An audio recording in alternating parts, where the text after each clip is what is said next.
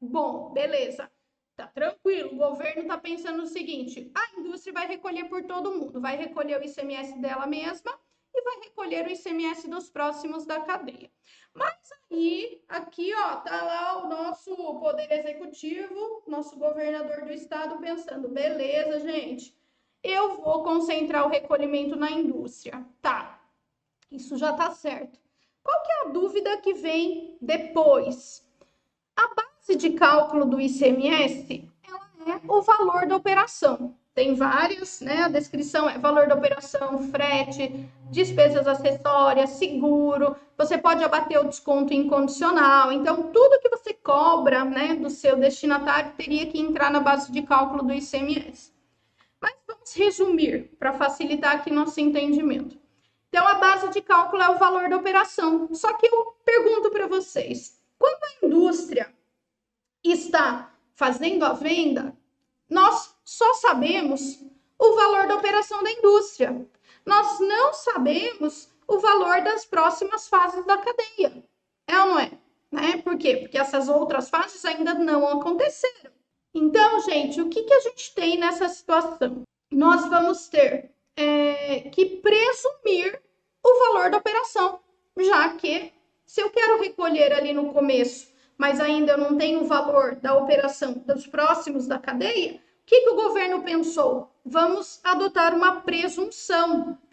Essa presunção, ela se faz de que forma? É feita uma pesquisa de preços no mercado, uma pesquisa de preços médio no mercado. Então, o que o governo faz?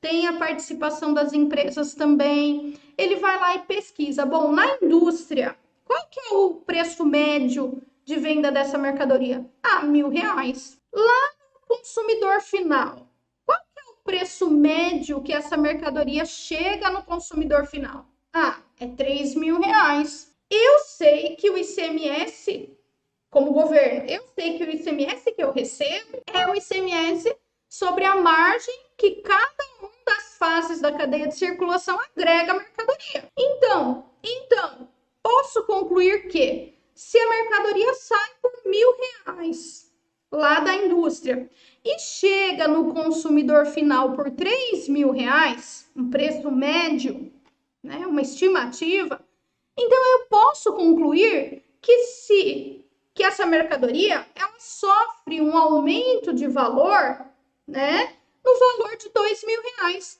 Ela sai da fábrica por 1.000, chega no consumidor final por 3.000. Quanto que agregou de valor? 2.000.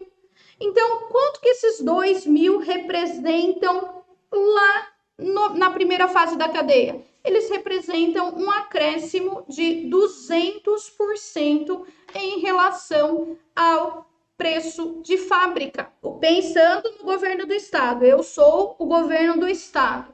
Então, o que eu posso concluir? Que o ICMS sobre R$ 1.000 eu já vou receber da indústria, né? Por quê? Porque é o preço de venda dela, né?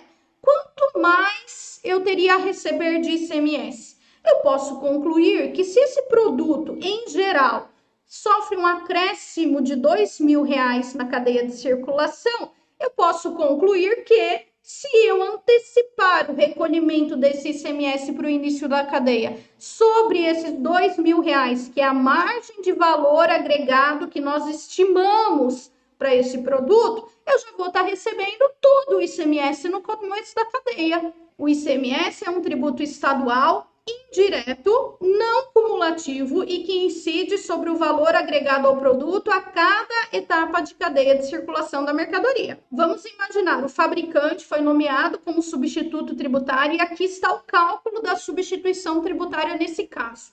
A legislação foi lá, fixou, né? Publicou um ato normativo dizendo: na venda dessa mercadoria, fabricante, você recolha o ICMS-ST aplicando uma margem de valor agregado de 200%, ok? Ele tirou isso da onde? Da pesquisa de preços que a gente já viu.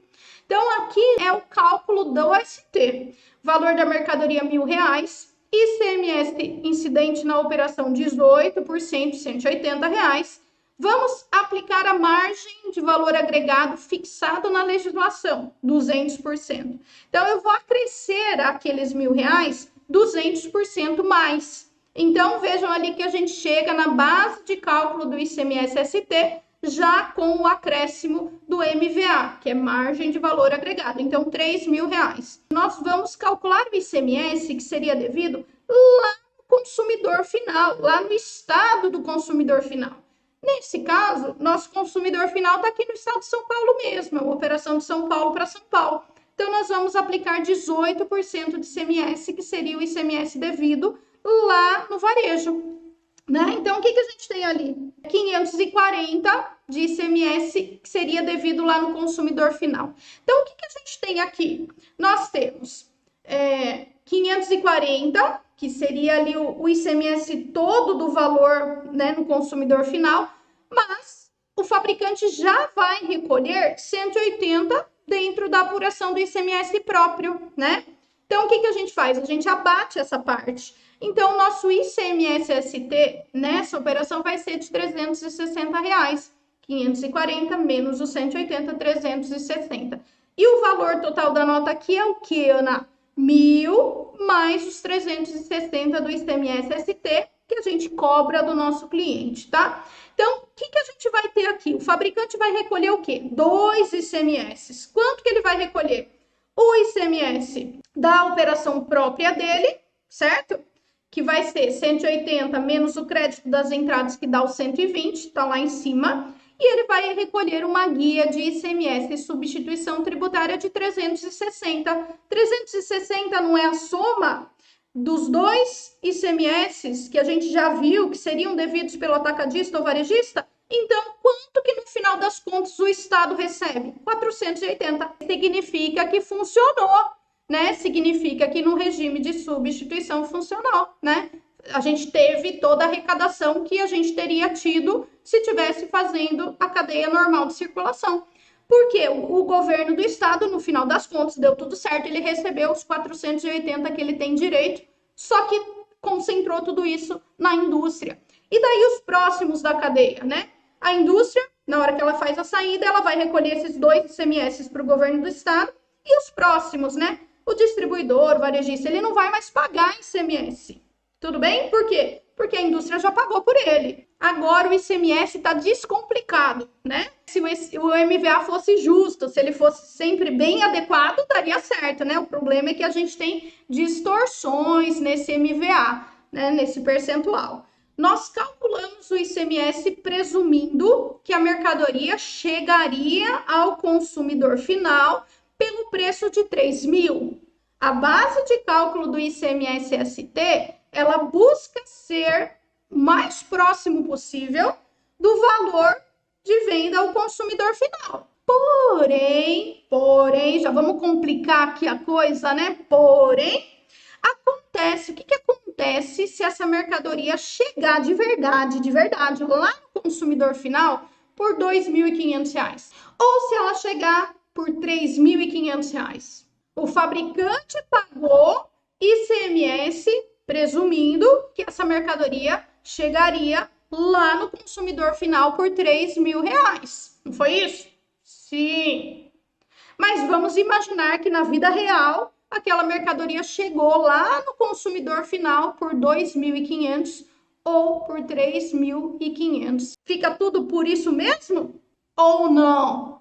Nós temos uma decisão do STF que diz que o preço de venda real, preço efetivo lá no consumidor final, importa e gera reflexo sobre o ICMS. Aquilo que era para facilitar agora é complicado, gente. Então, vamos imaginar que o fabricante recolheu sobre R$3.000, mas o produto chegou de verdade no consumidor final por R$2.500. Vocês concordam comigo que a gente pagou mais ICMS do que a gente deveria? O fabricante calculou ICMS presumindo que aquela mercadoria chegaria no consumidor final por R$3.000. Mas na vida real, se você for lá na loja, você compra aquele produto por R$2.500. Então, vocês concordam comigo que a gente está pagando mais ICMS do que deveria? E nós temos uma decisão do Supremo Tribunal Federal de outubro de 2016 que disse que o preço de venda real da mercadoria lá no varejo importa sim e surte reflexos sobre a tributação do ICMS.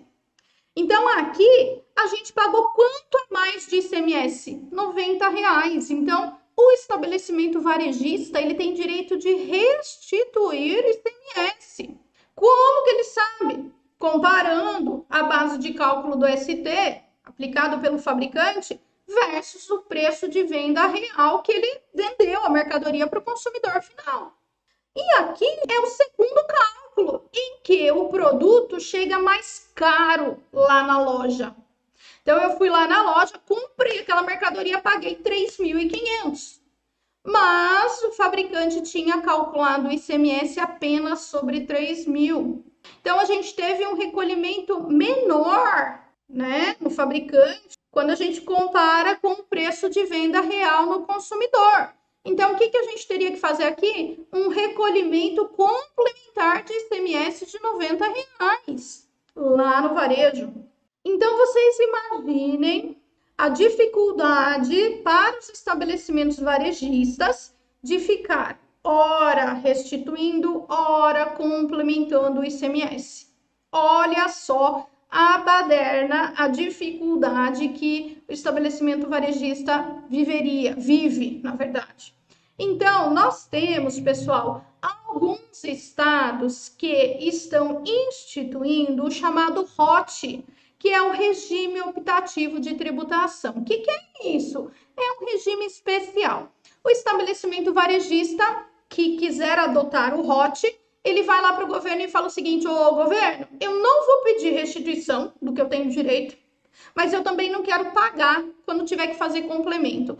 Tudo bem se eu renunciar ao meu direito de restituição e, em contrapartida, você, Estado, me dispensa do complemento de ICMS? Sim! Então, nós temos alguns estados no país que já adotam o ROT. Para quê? Para evitar esse controle que fica sendo bem difícil, né, de complemento e restituição, né? Mas não são todos os estados que têm o ROT hoje disponível. Então, a regra geral é: você tem que restituir ou complementar o ICMS. Exceção, quando o seu estado tem o ROT e a sua empresa vai lá e adere a esse regime especial.